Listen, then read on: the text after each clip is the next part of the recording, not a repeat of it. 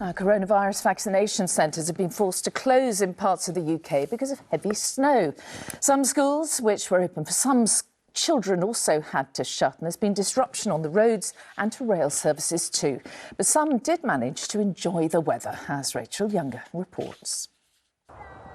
Going downhill fast. It's about time that applied to something other than our spirits, and this was the perfect way to lift them. Tobogganing in Kent made all the sweeter in the uphill struggle of lockdown.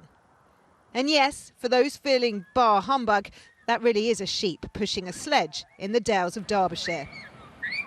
They were making the most of every last flake in Norfolk, because a snow day is a snow day, even when your lessons are piling up at home. I was wondering when it would snow, but I didn't know.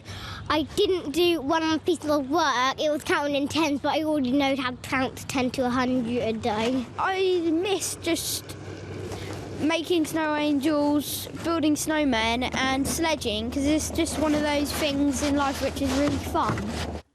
But while the snow offered a much-needed holiday for some, it made work far harder for others, like Jonathan, braving the cold to get hot lunches to people like Eileen, already confined to her home by COVID. Were you expecting to see him, though, even with the weather like this? No, I didn't. But despite the travel warnings, nothing was going to stop Jonathan. Well, the challenges this morning, obviously, on the roads and just taking a little extra time. But I think the good that we're doing outweighs any difficulty that you go through. Here in Norfolk, the temperature's just below zero, but like much of the country, it's being hit by a biting easterly wind, which is making it feel far colder and piling up snowdrifts, leaving many roads all but impassable.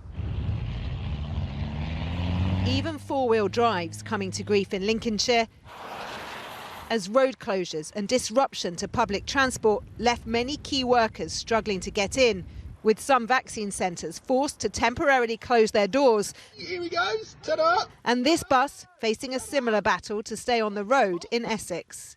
Here you go.